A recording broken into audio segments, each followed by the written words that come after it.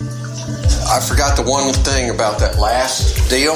Make sure that what you've said is achievable. And here's how to see if it's achievable. Brief it to your mother. This is Blair Durham with Black Wall Street Today, your media hub for all things Black entrepreneurship, politics, news, and events in Hampton Roads and beyond. When I say black, y'all say Wall Street. Black Wall Street. Black Wall Street. When I say black, y'all say Wall Street. Black. So we're going to have food coming in. Yeah, we're going to play this kind of loose. So as the food comes in, just eat, get it, all that stuff. I'm Jim Franklin. I know a lot of you in here through other classes and for working consulting with and everything. Blair wanted me to tell a little of my backstory, so let me start with the obvious thing. I'm 72 years old. So I have a lot of experience, and that's what this all comes from. I spent about 25 years in the venture capital world, so I'm going to tell you that story that got me into that. Because I was not a good kid. I grew up in Mississippi, got in a lot of trouble, and had options to go in the Air Force or the Army or the penitentiary. I did 2.5 years or 2.5 tours in Vietnam before I went to college. I decided while I was over there getting shot at really was not as much fun as being in college. So when I came back, I went to college. I then went in the Air Force when I graduated from college. I was a fighter pilot and a test pilot for 23 more years. So the bulk of my adult life I spent with Uncle Sam, doing various things that to me were a lot of fun after Vietnam. When I got out of the Air Force, 3 people and I had been to graduate school together, and we had designed all the components of what turned out to be the first robotic airplane in the United States. So we didn't know what we were doing. We knew what we were doing about the airplane, but we didn't know who was going to buy it or if somebody wanted to use it. So we formed a company. And back in the 1990s, particularly the early to mid-90s, it was very easy to take a company public. So we formed a company that this airplane flew above 85,000 feet and stayed up for 5 days. So it was really kind of cool. But the important thing was it had a 500-pound payload on it, and we could put a payload on that thing that would look at the Earth, but more importantly, we could retransmit communications and a lot of stuff. We had no idea what we were doing. We didn't know what the market was. But we had all come from the military, and we thought, well, at least the military will buy it. We're okay there. Well, what happened was, if you look it up, I think it was in late 1993, maybe early 1994, there were no cell phones. The world existed on pagers. And three kinds of people use pagers. Bankers, hospital people, and drug dealers.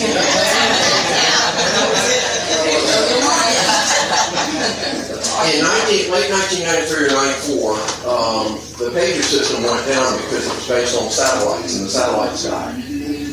And one morning I get a call from somebody from Orbital Sciences, which is a big satellite company, and they said, Jim, we heard about your airplane. Is there any possibility that you could take a pager antenna airborne? And I said, for money we can do anything. And so he said, okay, I'm going to need you to come over, see my people. We're going to load it up in your airplane. We're going to see if it works. Well, what we did is we replaced the United States global paging system to hospitals only. We put this thing up and kept it up for 8 days, an orbit over the United States until they could get the satellites working again. And that allowed people in hospitals and everything to go on with their normal emergency things. So, and before you think that was all like a really goodness of man kind of thing to do, we got paid a lot of money to do it. So we took that money and the things we learned about what people needed for the airplane, and we turned it into a marketing thing. Long story short, about 3 weeks later, Bear Stearns came to us and said, we'd like to take you public. We were an IPO within a month, so we were a public company, got a lot of money for that. None of us in that business liked being, hey man, Oliver Jones, everybody, professor up at Hampton. Entrepreneur in his own right, starting a wealth fund up around Hampton. It's going to be the next great capital source for all of us. So we're public. We didn't want to be public. I went to our people at Bear Stearns and said, none of us like running a public company. It's horrible. We hate it. Our wives are all mad at us. All this kind of stuff. And they said, well, we'll work a deal where you can buy it back. I said, what's that going to do? And they said, well, you're going to have to go into about $100 million of debt. And I went, for the whole thing? And they went, no, each. Now, those of you that have really good spouses or significant others, I want you to imagine this picture.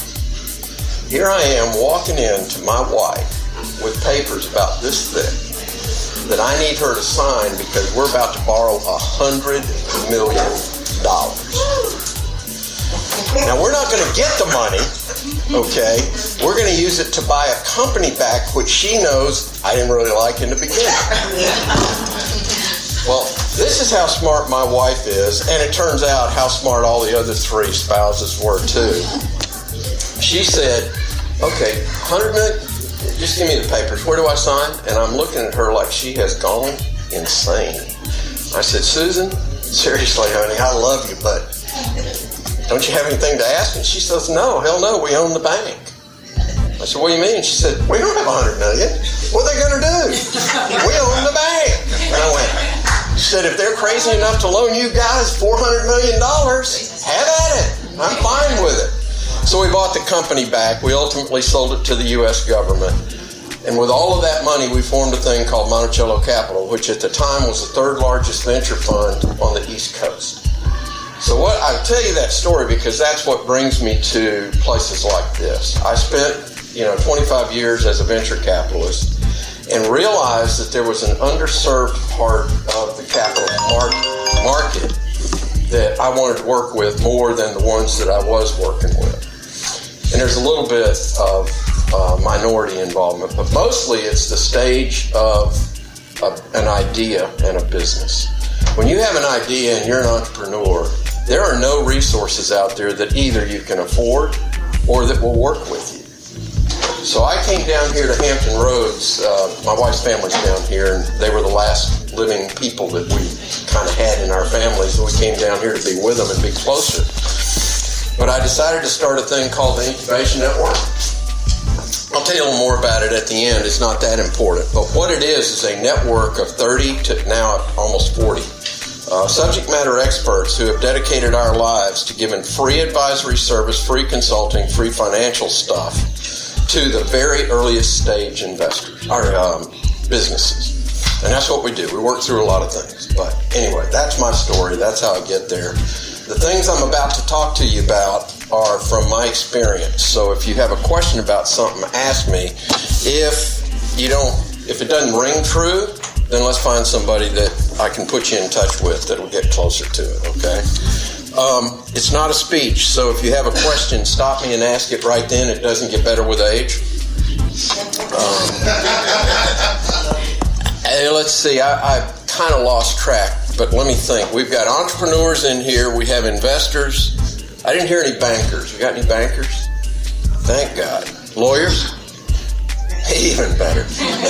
We have a couple of accountants in here, even though their trade is not accounting anymore. That's their world. Okay. So we have entrepreneurs, investors, and let's call them money people, money advisors. That's a good way to look at it. Anybody watch Shark Tank? Yes. Okay. Anybody take away from Shark Tank that that's the way to raise money? No. There's a real big disservice that Shark Tank has done to our group, early stage investors. They've made it sound like if you can tell a big hyped up story that's entertaining, you're going to get money. And the reality is if you can manage to get through the wickets that you have to jump through to get on Shark Tank, you might. But there are thousands of people that try. So I have one question about Shark Tank that I'm not sure anybody in here knows. Well, those are people that have been in my other classes, you know it, so don't answer. Where do you think Mark Cuban gets the money when he says, I like your business, I'm going to take 20% for $100,000? Where's that money come from? From Mark? Mark Cuban? Who? From us. From us? Kind of in a backward way. Investors. Network. NBC. They pay. You know why? Because when they first started Shark Tank and they were doing the pilots and the focus groups and all the things to see how it's going to work, they found that these people like me that are sitting up there wouldn't invest in anybody. It was too high risk. Their answer every time was no.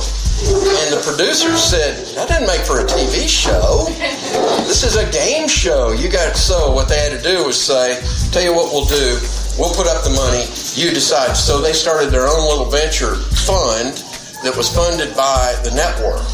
And now what happens is, and I pick on Mark Cuban. He's an investor in Monticello Capital. But I pick on him. He's one of those guys who was a good guy. Because when they made the investment as a network, he would jump on board and either go on their board or work with them and do that kind of thing, and then he would put his own money in it. So, Shark Tank, done a great disservice. I'm also just talking about our region when I talk about capital. I'm not talking about New York or the West Coast. So it's just what I know about here. When I say our region, I mean the Mid-Atlantic. Okay, I'm supposed to talk about 3 keys to capital attraction. I have to make an apology to, well, Blair's out there with the baby. I have to apologize to her. I think that if you do it right, there's only really one key to getting investment. Now, there's a lot of little parts to it, but I'm going to focus you down on the next things I talk about. Everybody that knows me knows that my model for business is called the P-cubed model, or 3 Ps. And it's people, product, profit. All investors, no matter what they tell you, only care about those 3 things. And in that order is how they care about them. About 50% of a venture capital decision is made on the people. About, roughly, 30% is made on the product. And only 20% is on the profit, because it's very hard to predict in early stage businesses.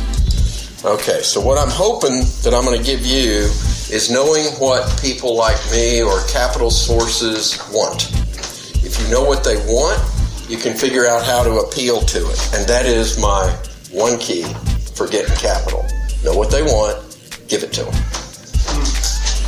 All right, I'm going to talk, there are 2 things, sources of capital and then actual investors. It's a different thing. So I'm going to start with sources of money.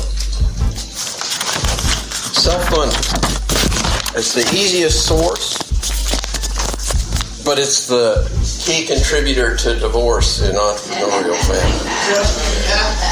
Self-funding is hard. 2 pieces of advice for the early stage investor or entrepreneur, both. Don't max out your credit card, and don't put a second mortgage on your house or in any business idea you've got that is that good. Okay? And the reason I say that is if you think it's that good and you're about to make that leap, then you ought to be able to get capital from somewhere else. And if you can't, it doesn't get better by putting your own money in it. Trust me, I've been there. The next one is friends and family. What do I mean by this? Does anybody know what that's a really specific legal term. Friends and family means that they're close enough to you as a friend that they're almost like family. And their family members goes without saying. This kind of source of capital is legal for you to take from people because the belief is that it's very hard to commit fraud against friends and family. They kind of know you. And most friends and family know when you're bullshitting.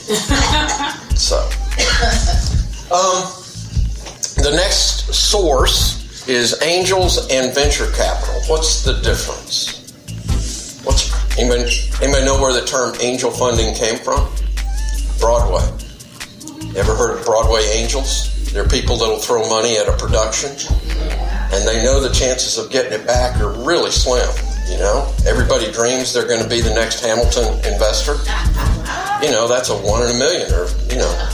So angel investors on Broadway, that term got carried over into the early stage business world. What it means is good thinking people who know the risk and are going to put a small amount of money in you to get you going, and know they might not get it back, and hope that they'll get a lot back that they just bet on the next Starbucks. that something good? I'm sorry? Is that something good to? Yeah, angels and venture capital. Well, venture capital is a different thing. That's me. That's millions of dollars. I joined the Angels Entrepreneur thing, and Where? the guy that's on Shark Tank, him and Patel. Okay. On there, so I was looking into what it was. That particular network is a good one for early stage people. And the reason I say that is he's trying to do good. And he's trying to give people advice like I am. And he's trying to make you not disappointed. So you go to that network and he says, here are your chances of getting money if you're doing this and this and this. That's one of the first things, you know. And you kind of look at it and go, 1,000 to 1. Scary. Maybe I better get better. Okay? So yeah, that's a good one. Venture capital, big money people who think they're masters of the universe. And we are not. But we tend to run roughshod over people. So I'm going to spend a little more time on venture than I usually do. Commercial debt. Anybody in here a good commercial debt risk besides the real estate holders? No, none of us are. Hate bankers. I hate them because the only time they're going to lend me money is when I don't need it. Let's get real. Or they're going to make me go find about 4 or 5 family members to co-sign the note. Now everybody's mad at me. Grants. Here's the thing that people forget to look for in early stage business. Grants come from a lot of sources in the entrepreneurial world. They're not all for nonprofits. They put grant money out there for for-profit businesses. And Antoine can tell you, there's a lot of grants out there that most of the people in this room would qualify for. You just have to know to do it, write a proposal to get there. Okay, never forget your own organic funding. If you are producing revenue, you have funds. And that's a source of funds. The last thing is private equity or similar funds. Anybody believe private equity money is investing in Hampton Roads? They are, but only in big defense companies. Okay. So if you can be a subcontractor in that realm, you're going to get the benefit of private equity money, but you're not going to get it directly. Excuse me. Is this what the P3s are? No. 3 Ps are people, profit, or people, product, profit. Okay, now I'm thinking public-private. Partnership? Partnerships. Oh, no. Okay. It's not. Public-private partnerships are governments and private businesses that come together in partnership to do things very inefficiently. One of the two. In any partnership relationship, one of the two is the strongest partner, right? What do you think the chances are it's the commercial company? Pretty low. In a defense world. Okay. The controller is the contract writer. And that's the government. So they do public-private because they want to bring on private, small business, all the set-asides and all the things like that. They have bankrupted an awful lot of small businesses. So here's my suggestion for that. You want to do a public-private partnership and you're on the commercial side, get about 6 or 7 of you and partner up, get some critical mass together and reduce the risk to each one of you. Okay, sorry, divergent. All right, now that was the sources. Here are the types of investors. Bankers, yeah, they are capital sources. How much will they lend you? How are you going to pay it back? And what does it cost you? Those are the questions you have to ask yourself before they ask you. Most bankers will only loan money after you've got an investment of another kind, except in the real estate world, something that is securitized. Friends and family, this also includes your own money. Sometimes it's the most worrisome capital. I bet in my life, outside of combat, I've probably lost the most sleep over my family money that's tied up in schemes of mine. You know, family owns 17 businesses now. They were not all good starts. They were all rocky when they started. Particularly the 2 in Mississippi, as you might imagine. They're kind of tough. It's usually less than $50,000. Because you can't count on friends and family for much more than that. If you do, they're going to be in a different category. I call it go, no-go money. It's kind of the first thing you do. You go to your family and you say, would you put $5,000 or $10,000 in this to get me, kicked down the road? And if they say no, it kind of tells you something, okay? And it might, at 50 grand, might be enough to get you over the hump to get the next group of capital together and get your business plan done. So I call it go, no go money. Angel investors are usually less than $500,000, particularly in this region. If you go to the website for 757 Angels, you'll see that the heart of their investment envelope is 500 to 1.5, 500,000 to 1.5 million. But what they don't say in there is that individual investors are all going to come in at under 500, and they're going to try to put a bunch of them together. They're high net worth individuals. Angel groups, I just mentioned one, 757 is one. Angel funds, do you know the difference between a group and a fund? If you find an angel fund, first of all, the nearest one I know of is in Raleigh, Durham. So they're in North Carolina. There are no angel funds in this world.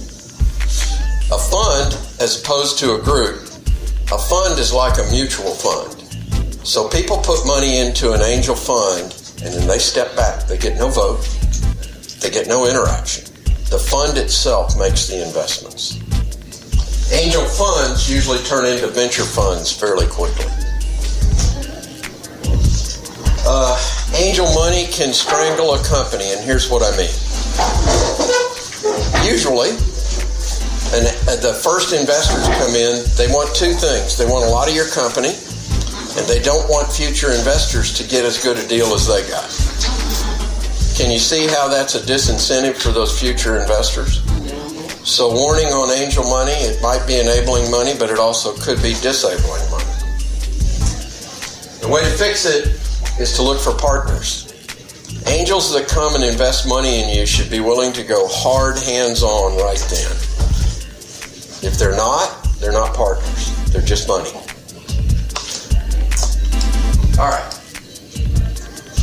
Seed venture capital. That's early venture capital. It's usually $1 or $2 million. You have to have already been generating revenue, and you have to have a path to profitability. So what this means is they're going to put money into you, and they're going to expect you to break even with that money and become profitable. What do I mean by bridge capital enablers? If you need $1.5 million for your company to thrive, they're going to ask you how much do you need now, today, and how much you're going to need over the next 6 months. That's called bridge capital. They might commit to the whole $1.5 million, but they're going to bring it to you in pieces, and those are bridges. And the terms of that bridge money is going to be convertible debt, generally, which means it's like debt. All right, venture capital funds make $5 to $10 million investments. They're A-round players, meaning first round after seed. They're probably going to take a majority position in your company. So they're more than your partners. They're your boss. Some people get away with it. We were lucky. We went straight from our own money in the company to public money, an IPO. That doesn't happen much anymore. They tend to be only in your industry. So we had several people in here in what I'll just loosely call the wellness world. That has a very specific industry component that venture capitalists know that it's the edge of the healthcare industry. And by the edge, I mean it's not mainstream. Centera is not going to do anything except hire people that do wellness. Okay? That industry is a very interesting venture capital play. You have to go in and talk to them, not so much about what you're comfortable with, meaning I like to make people feel well. That's what I do. I either have products or have all this kind of stuff. They don't want to hear about that. They want to hear about how you're going to make money at that, because that, generally speaking, does not make money. It gets marginalized, because who makes the money? Centera. The big HMOs make the money. And the wellness advisors and the wellness people have to figure out a way to make a big profit on advisory services. Okay. Private equity, everybody's dream. We're going to get 15 to 20 million. They focus on the end game, meaning they focus in 2 years or so. They're going to want you to sell your company, or they're going to want some big thing to come in so they can what? Get their money back on multiples. Of the 2 pages that I just went through, which, the previous page where it's seed capital and all that, or this page, which one do most entrepreneurs focus on? And it's premature, okay?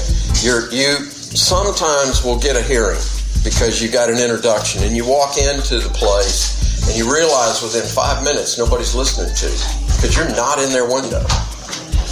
So I'm going to focus a little bit on the first page. And that's what I mean when I talk about what funders need. First and foremost, these are in priority order of your level of effort, by the way, is your plan. And your plan is simple. Don't make it complicated. Don't let somebody like me come in and talk you into doing a 50-page business plan. Nobody like me in the investment world wants to see it. If you hand it to us, we'll be polite, but it'll never get read. So, simple. And then what you do, why it's good, what it's worth, what you need, and why should we invest? That's part of your plan. And the next thing is product market fit. You have to prove to me why you solve a need. Simple terms. Real simple. Here's what we think the public or our customers need. Here's what we deliver. Teresa didn't want to give her secret away, but she talked. She's got a great definition of product market fit. It's a matter of how is she going to get there now. And the last thing is financial projections. Why do I say that's the least important? It would be the most important if you were going after private equity and late money, because they're going to have history and performance. It is less important in the early stage because no matter what, we may be the greatest people in the world at predicting, but who knows whether you're going to be profitable at any given time. So it's the least important. And then the last thing is assumed that you understand the terms of the deal. Most of you in here, again, outside real estate, because you guys deal with deal terms every day, most of you in here don't have any clue about what terms of a deal should look like. And that's okay. But you need to get an idea of what those deal terms are, because it's essentially, to somebody like me, you're telling me what you need, and you're telling me what terms you're willing to give it to me on. So, let me pick on Antoine. I'll take the for-profit part of what he's doing. He's trying to conglomerate properties as inventory to then rent or provide to through grants or whatever between the landlord and a homeless veteran. Okay. How does he make money? Therefore, how do I make money? First of all, he puts people in there that can pay. Second of all, he collects it. Third of all, he cuts deals with landlords where there is an amount of cash flow or profit that's going to generate something back to me as an investor. Deal terms. How much does he have to give up of that company for the amount of money he's looking for? Important, because now we move to the funding process. This is the hardest thing for any of my clients to understand. And I came to this kicking and screaming myself because I didn't believe it. I didn't think it was... I had built this airplane to stay 85,000 feet, stay up for 5 days. What process? Just buy it. I call that the field of dreams thing. You know, you're going to build it, they will come. No, not true. All right, the first two parts of the process are up to you to do. One is planning and preparation. You're preparing documents and your strategy and all that kind of stuff. The second thing, and this is the most important thing you can do after you have a viable plan, define what your capital requirements are and decide what kind of money you're going to go out for. So you have to set the requirements of capital. How much do you need? Why? What are you going to use it for? What's the one main question up here that I have left off? When do you need it? Okay, that's cool. That's kind of part of what I'm saying. I mean, the answer to when do you need it in the early stage is now. How you going to pay it back? How you going to pay it back? Yeah, that's part of it. More importantly, though, is where is it going to get you? If I give you $500,000, where are you telling me that's going to get your company? Does it get you to break even? That's a good answer. How long? And where's it going to get you in relation to, are you going to need more? Or is this all you're going to need to be successful? Real estate deals are easy because it's about a piece of property and a development, and you need it. It's a one-time thing. You either put in this equity or we don't do the deal. And we have the long-term goal because we're either going to be occupied or not or whatever. And at the end of the day, we know how to get it back. That's why real estate investors in Hampton Roads are the absolute worst early-stage investors in the history of humankind. Wow. Think about it. They're coming to you, and the soonest you'll be able to sell your company is 5 to 7 years, and that is if you're really good. You grow it, 5 to 7 years later, you'll be ready to sell it, they'll be ready to get their money out. Charles, when do real estate people need to get their money out? I won't mind. Yesterday. 2 to 3 years is a good average. That's when real estate starts doing takeout mortgages and all this stuff. They get their money back. So they're going to come to you and they're going to invest, and they're going to keep poking you to say, no, I need my money back. I need my money. Bad investors. First thing you tell them is 5 to 7 years, don't call me before 5. About sales. About selling my company. Okay. Here's the part that is not you, these next 3 bullets. You make initial contact by whatever means you can. But in that initial contact, your goal is to try to get the investors or the funders to show you that they're interested. That's it. And I have a rule in my world, a quick no is a lot better than a long maybe. A long maybe is usually somebody being polite to me, and it wastes my time. You're going to then come from that phone call, that interchange with them when they're interested, into a meeting and a pitch. The meeting and the pitch is not Shark Tank. It is not hype. It's not fluff. The more fluff you walk into that meeting with, the less likely they are going to pay attention to you. And I'm talking about people like me. And the last thing is that from that meeting, if they want to invest, they will tell you, let's come together on a term sheet. Term sheets say everything. The big 3 are, how much are they going to put in? What are they going to get for it? And what can they expect in a board seat so they can control their investment? Amount, ownership, control. That's what they want. So you have to have in your own mind what you're willing to do. And base it on numbers if you can. Here's how you make it easy to say yes, and you're going to see at the end here that this is sort of the purpose of this whole thing. Come to somebody like me, and I want to believe in you. I spent 25 years, every time an entrepreneur came in, man, I wanted it to be the next Starbucks so bad. Anybody that's heard my other spiels knows why.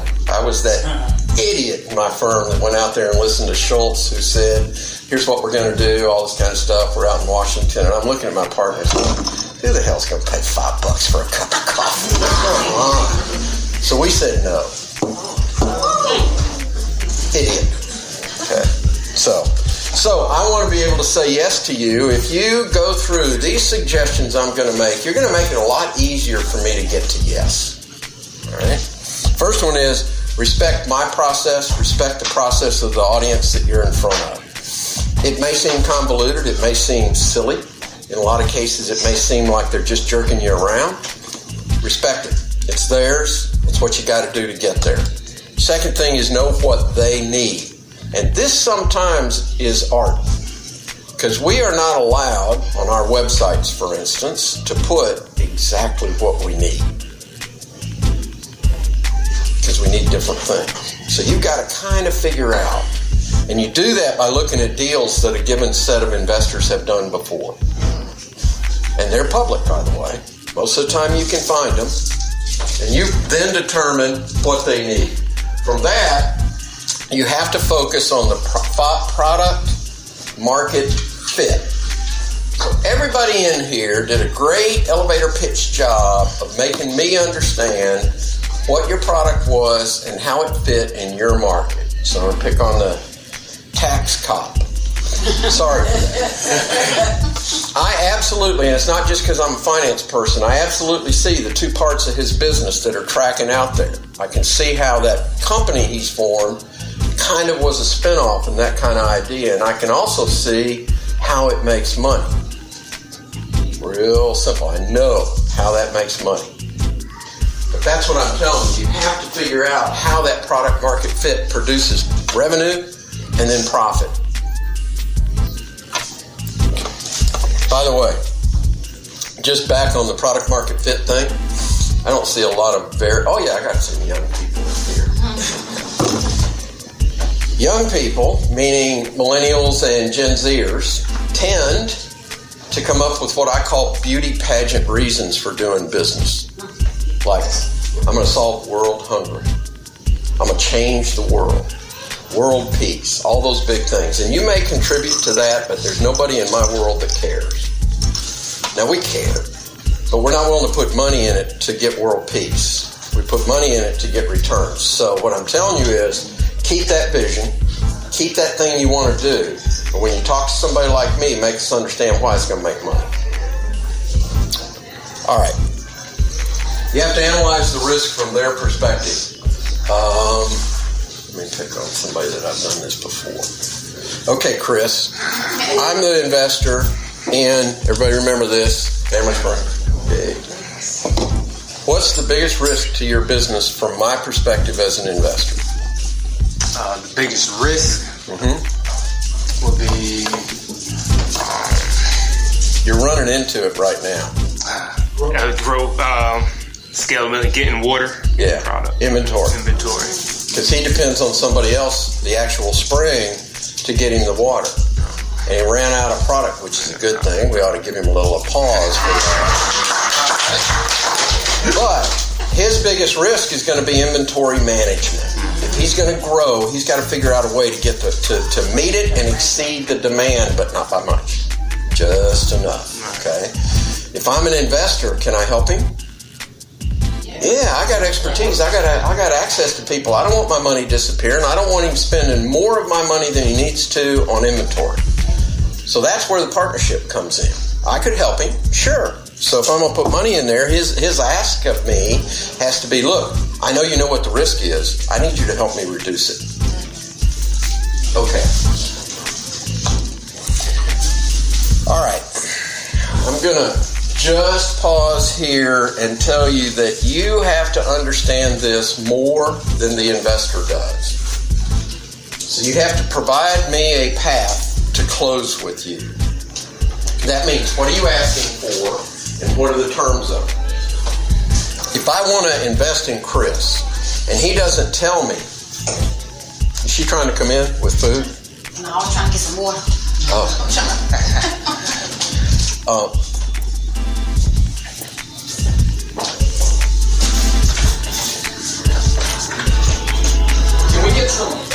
Can you bring some water?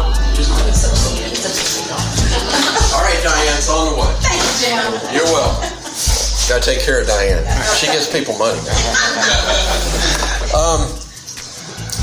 So I'm going to back up and repeat this because it bears repeating. I talked earlier about the ask, and you have to know what your terms are and all that kind of stuff. So you're asking for an amount of money, and you're willing to give up a certain amount of your business for really specific reasons. Okay?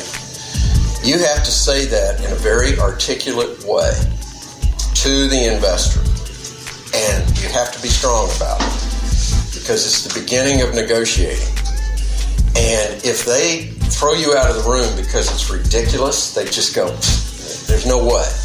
Well, that's something to learn for the next one. You didn't hit the mark. That's okay, but that does not mean don't do it. One more hit on millennials and Gen Zers. Very hesitant to ask for things. Don't like to ask for money. Well, none of us really like to ask for money. But they really don't want to ask for money. And they also usually have this thing about constructive criticism coming back as an unusual kind of thing. You have to welcome it. You have to go out there. This is my ask. This is my value. This is what I want to do. And just be there. When they say, oh, that's crazy, you kind of go, tell me why. Simple. Okay. You got a question on that one? Yes, sir. So when we're doing the ask and you have the deal terms set out from a real estate perspective, when you're doing that, as far as, they say don't be the first one to give a number, say I can give you 35% and you're willing to take 15%. You know, is that? Yeah, that's a bad system for a real estate person to get into in the early stage business. Yeah. And my thing, did you hear what he said? He said you don't want to be the first one to put terms on the table. That's kind of a real estate deal because you might leave money on the table. So if you're the seller, you kind of set it, but in real nebulous terms. You want to leave it open, you know. My thing about early stage business is you are going to people who are already a hard sell. If you don't give them what your ask is, you are going to get something awful. Awful. Do you want to trust somebody like me with control of your business? Don't be nice to me. You do not. Because I will come up with something that makes my investors a whole lot of money. And that means I'm going to take a lot of your company. So you use your own numbers, you figure out what your company's worth, you put it down there on the table, and here's my rule of negotiating. Somebody that offers me more than 10% different what was on the table, we're not going to close. Not going to happen. We're not on the same sheet of music. They either don't respect my numbers, or they know something I don't know. If it's the second one, I'm going to try to find it out. What do you know that I don't? How did I miss the boat? That answer your question, Trevor? Yeah. Okay. All right. Last slide. Well, I have several slides, but they're just fun slides. This is the one that kind of counts. Here's my recommendations to you. Come up with a simple plan. I say the simple plan is a 2-page description of your business and the deal and 5 slides that you can talk to. And the 5 slides are those 5 slides. So if you want to put a real pretty title slide up front, take a look at Teresa's. Beautiful. Put a real pretty title slide up there. Here are the 5 slides that really comprise what you're going to talk to them about. You describe the company, you describe the product, you describe the market, describe your idea of finance, and then don't forget the deal and transaction terms are the last one. Why do I say this is the most important part of reaching out to investors? You mean this particular? This simple plan that you're going to get out to investors. For me, it just lets me know if somebody's interested or not. And it allows you to talk to them on the phone with a format. You know, it's not just you trying to do it. And so all the people that were a little nervous about telling your story about your business in here, it takes the nervous out of it. And it gets to the investors with that 2-page and the 5-page. You pretty much know they've read it. You send them 50. They've read it, they kind of understand it, and they've also written down their questions. So you can get on the phone with somebody and say, let's just go to the deck. This is who I am. This is our product. This is the thing. Any questions on product market fit? And they'll come back and say, well, how much do you value it or whatever? Then you get into finance and you say, look, we have projected this. This is where we think we're going to sell, how much we're going to sell. This is the money we're going to make over 5 years. Pause. What do you think? And somebody like me will say, wow, we never thought about that. We're going to need to research it, look at it. But seems like you've thought it through. I mean, that's usually my answer. The entrepreneur knows more about their business than I do until we get into it. Then you leave it open for the deal terms and you say, look, our entering argument here is we need $1.5 million. We're willing to give up 10% of the company because we think it's valued at this and we think we're going to be able to sell it in the 5th year for this. Simple thing. They go, not hardly. Go ahead. What is the best method to determine the value of your company? How do you go about really getting that information? Okay, now I'm going to answer it, but I need you to not let me get out of here before I answer it in a little more detail and give you a business card, okay? Because valuation of your company is the hardest thing you're going to do, and I would say it's probably one of the most important things. You need to be able to understand how I look at value, and then you've got to take that aboard. So there are 3 ways to value your company. You can value your company in the present tense, the present place, by how much cash you're going to generate over 3 to 5 years. And I use it as the lottery. Okay? If you win the lottery, you have 2 options, right? Take the lump, go for the payments. How many in here go for the payments? How many go for the lump? All right. I don't mean to pick on anybody about age. here's the deal. The older you are, the more likely you're going for the loan. I may only get 5 payments. Okay, so I'm going to tell you right now, I go for the lump. The other reason is, the older you are, you know that lump sum, you have experience in being able to make that earn some money and to do some things. More importantly, if you get hit by a truck tomorrow, they can't take that away from you. And your kids have it and stuff, okay? So, you can take the present value of cash flow and come up with the value of your company today if you make those numbers. Does that make sense? Second one is, you can figure out how much an investment in your company returns to the investor for different levels of ownership. So if I put $1 million in and I get 10% of your company, what's my return? If I get 15% of your company, what's my return? If I get 20% of your company, what's my return? The rule in the venture world is we have to show a 20 to 24% internal rate of return or we don't make the investment. And that's what I do. I figure what's the net present value of the cash flows. Okay, the company's worth $20 million. I'm putting in 2. Well, okay, it starts out at 10%. What does 10% generate in return? 18%. I need more. So I'm going to go back and say I probably need 15%, and then we negotiate from there. But if we both come to those kind of numbers for those kinds of reasons, we're not going to be more than 10% off. And if we are, one of the two of us doesn't believe in the numbers. Did that answer in broad terms? I'll help you with, I've got some examples I can show you too.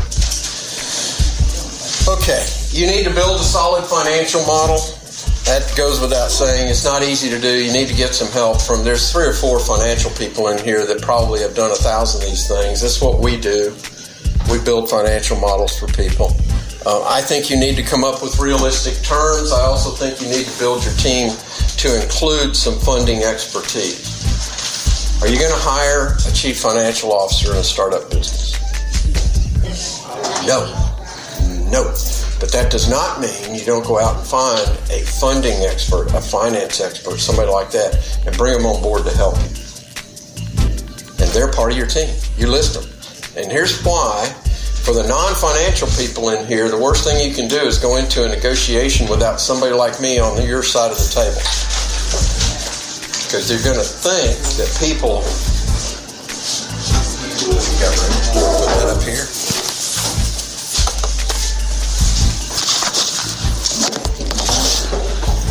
I bring some more. That's okay. I knew it was on the way. Thank you. There we go. I have to look at it. Anybody else think you need to? Y'all know how to raise the temperature. Where y'all? Baby is a white.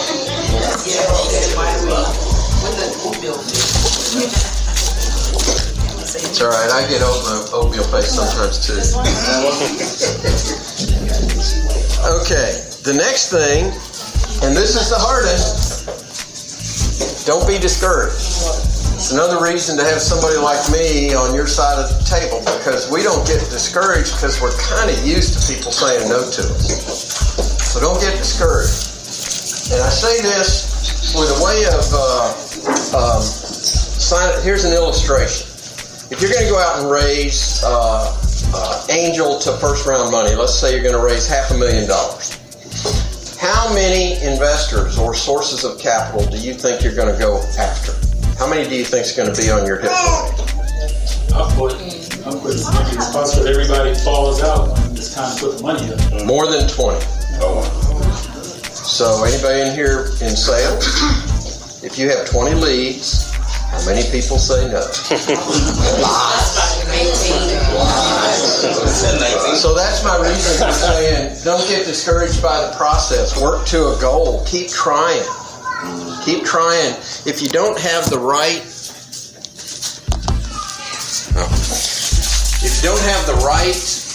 group that you're approaching, it'll come clear. So keep focused on the goal. Try to build relationships with your partners. I already talked about this, but here's the important thing. People with money, and I'm including myself in this, we tend to overvalue our place in the world. There's a guy in the White House that I'm pretty much up there right now. But the interesting thing to me is that what it translates to early stage business people is that we're overly critical of your idea. And it seems rude a lot of times, right? And sometimes it seems like we don't get it. So what I say is avoid those kind of people. If you get in a room with somebody that's got that kind of personality, find out if there's somebody that works for them that's easier to deal with. Because it's not going to get easier from here. You just haven't hit it off. Okay. Black Brand can help you with that. Put the right kinds of people together in a network and you have much less likelihood that there's going to be a mismatch. But we got to get more investment capital involved in Black Brand. For sure. Last recommendation. I told you when you went out and said, I have a requirement for X amount of capital, I asked some key questions. What are you going to use it for? Well, you said, when do you need it? Now. What are you going to use it for? Where does it get you? And how much more are you going to need? Those kind of things. Well, what that means is deliverables with milestones. Yeah. So let me give you the biggest deliverable that you can talk to somebody like me about that we respect from the get-go, that you know what you're doing planning. You have a point in time and an amount of money in revenue where you break even. If you have taken the time to analyze that, non-profit or for-profit, you know how much you're going to have to sell your product for in the non-profit world. You know how many donations you're going to have to get before you are break even. And you know where is that going to occur. Now you can back up and tell me, Jim, I need $500,000 to get me there, and I can look at that and go, well, I see why. To get you to break even, you're going to have to spend this kind of money just operationally to get there. Cool? All right. Oh, I forgot the one thing about that last deal. Make sure that what you've said is achievable. And here's how to see if it's achievable. Brief it to your mother. And if she can understand it, and, you know, she'll ask you a bunch of questions, and moms do that. But at the end of the day, if she goes, well, you ought to be able to do that, it's probably pretty good. And if you have a doubt about it, ask Teresa's mom, because she's really good at figuring out whether something's going to get there or not.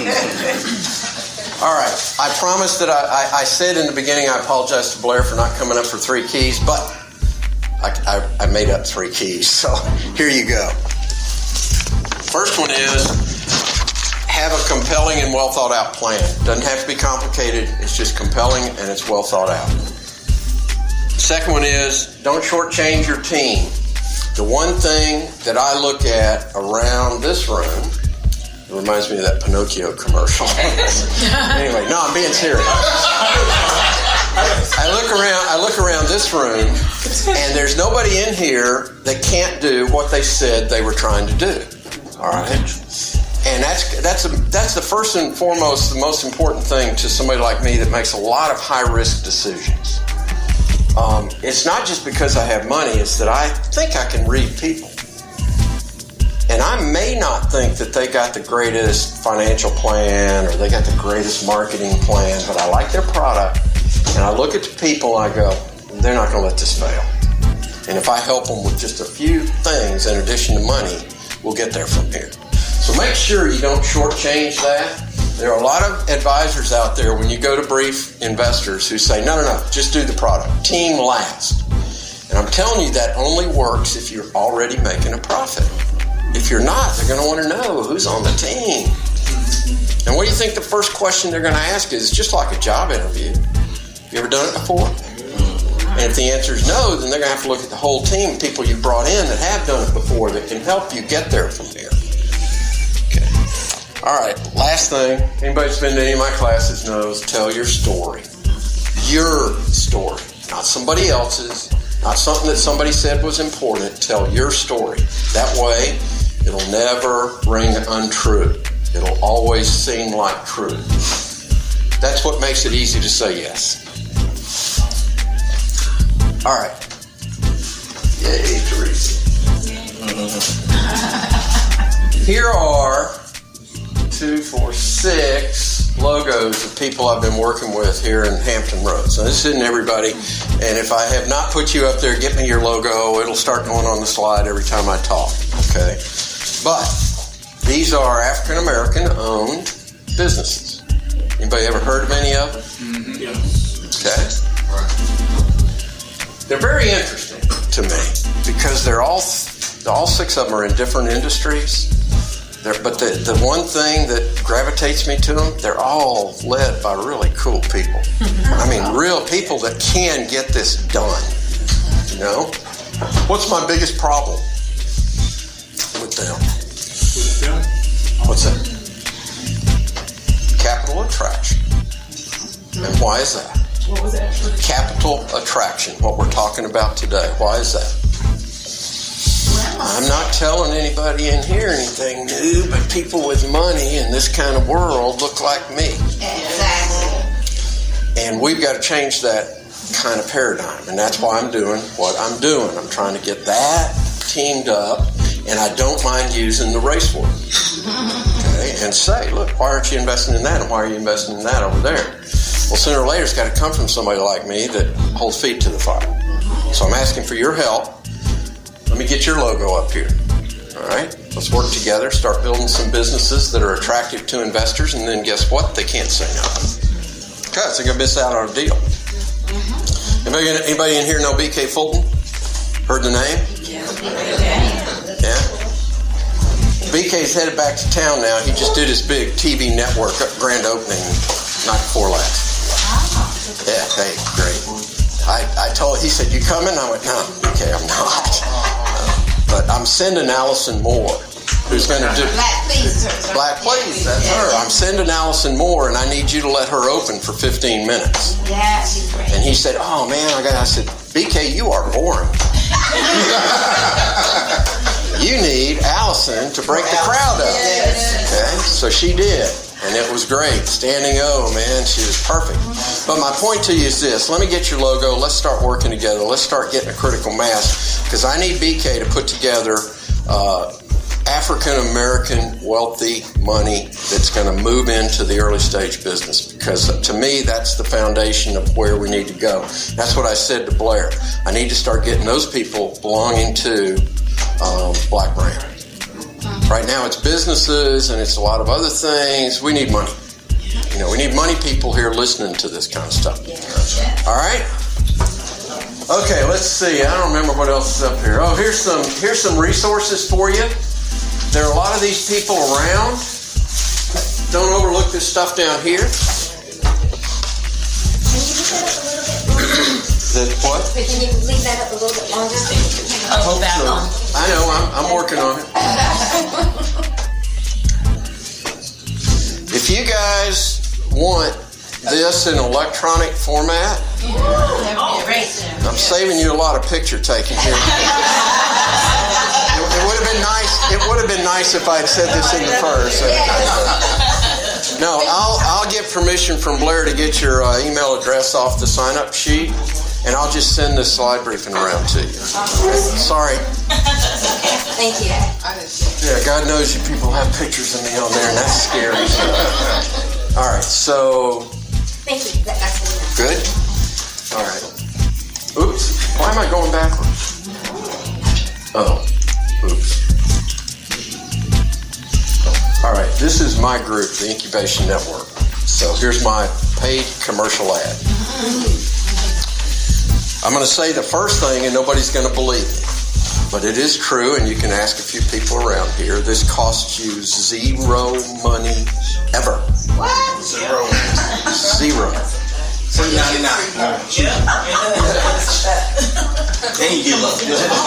And here's why. It's a nonprofit. It's 501c3 registered in Virginia. There are 9 of us on the board. They're all people from my walk of life, my business, but they're in different expertise. Like we have engineers, defense guys, all that kind of stuff. We are self-funded. We put our own money in this. So we donated money. We are up and running. That's what we do. The mission is to provide advisory resources to the incubation community. Now, here's what that means. Black Brand is what I call part of the incubation community. So Blair can call me up and say, I just met Chris. He's a member of Black Brand. Can you help him out? And I'll say, yeah, Chris, tell Chris to come see me. We live at the NSU Innovation Center, and we'll sit down and for an hour we'll talk, which we've done. So that's what I mean when we provide resources through other people. People don't always come to us direct. They come through these other things. The objective is to improve the probability of success of early stage entrepreneurs. Does anybody know what the failure rate is in just big stark terms for minority small business in the state of Virginia? 80? Got another number? 96. 96% failure. That is of the minority-owned small businesses that register in the state of Virginia. 75% fail to get funding. Of the remaining 25%, 50% fail to scale. Scale means they get enough where they can pay their employees. Okay? Of that, the thing that gets you down to 4%, they never achieve sustainable profitability, meaning cash flow. Now we're going to change that. We're going to make Hampton Roads first and then Virginia second, but Hampton Roads first, the mecca for early stage business. We want to become the Silicon Valley of the East Coast. And I'm talking about that. Why did you all choose Hampton Roads? All right. Because we know.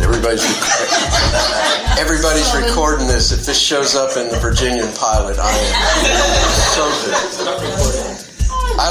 I looked over 65 communities east of the Mississippi, and I put them in a category of need.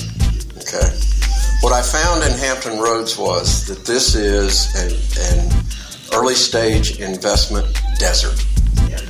And when you put minority on top of that, it's worse than a desert. It's unrecoverable. And the reason is that nobody down here invests money on risky things, except real estate. That's it. They don't. And so that's why we came to Hampton Roads. We thought we could do the most good. Plus, huge good people there. I mean, just lots. And I think lots of good ideas, community ideas that produce jobs. So that's the reason. Quick, go ahead on that jump, because I see how they open up the infrastructure, and does that have anything to kind of do with Hampton Roads area, kind of seeing what you see in this area as well, as far as business and more people actually coming into this area with the widening of the 64 and the opening, and all of that and all those different types of things. All of that are the kind of catalyst, right, Chris. But here's my real gut feel for why things are starting to open up. There is no deal flow here. So other people from outside this region are coming in to invest. So people here go, oh, wait a minute, why are they making all the money? They don't live here. I know these people, So the reality is, if we can solve the mismatch in race and start getting on a more even basis about just business worth, then we'll be back up there with Northern Virginia and Richmond and the other places in Virginia. Won't solve deal flow, but it'll get us there. It'll start getting a hearing. And that's why I say, give me your logo. I need a lot of logos out there with ideas. All right, our programs, we've got all those. If you've been to ODU, NSU, or TCC, I do a 12-week series there that kind of gets you through there. Diane was my first cheerleader. Was that too? Jim, I was that too. I got there before. I was there every time. Antoine too, and several other people. We have a one-day program through NSU right now, but we've run it through several things, and it's several one-day programs, but it talks about how to get funded. And we do a workshop, and when I say it's one day, it's about 4 hours long, and it gives us all an opportunity to sit down and work on each other's business plans and get there. And then we have investor forums. There are 10 to 15 presentations, and they start in the end of March. And that means if you want to come pitch, you get to come pitch to investors, and hopefully they invest. We'll see. And the last thing is we do customized programs. This is one of them for Blair. We do what she needs to do as we move along. Hampton University.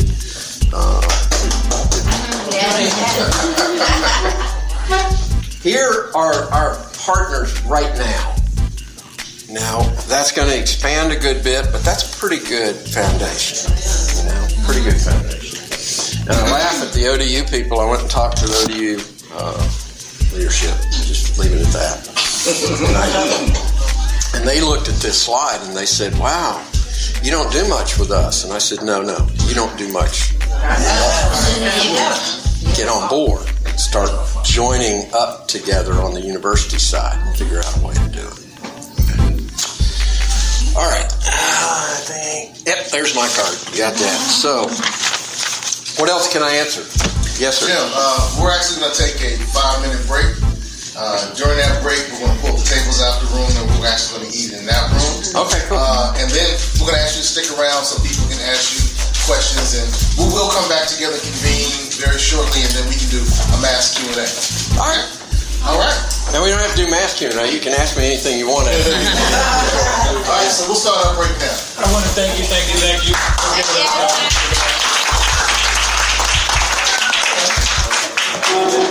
Hey, this is Seko, DJ Seko Varner, the producer of this podcast. So when I'm not producing podcasts, I'm actually DJing wedding receptions, corporate events, proms, other formals, and I would love to take care of your special event. So our company is Positive Vibes Incorporated, www.positivevibes.net. That's www.positivevibes.net. We've been performing for over 25 years, and we would love to bring our expertise and our fun to your special event. Positive Vibes Incorporated, www.positivevibes.net. Peace and prosperity. When the conversation is good and the friends are even better, you'll find a wine that brings it all together. Shoe Crazy Wine. Remember that name. Shoe Crazy Wine. Available at Costco, Kroger, and these other fine retailers. Peace. I'm your brother Crump. I have a new podcast called Snatched. Sorry. You're about to get snatched. It's the best of my YouTube channel, Crumb TV. You're listening to the Snatched podcast. In audio mastered format. Snatch and run! On Blueberry, Android, the Edgy Podcast, Stitcher, Digital Podcast, and Speaker. Ever experienced what snatching is like? I have said and I will continue to say that the most important priority for the black community is the black community, not a particular political party. Phenomenal. Hey, yo, when I say black, you say Wall Street. Black Wall Street. When I say black, you say Wall Street. Black. When I say black, you say Wall Street. Black. When I say black, you say Wall Street. Black. Black Wall Street. Black Wall Street.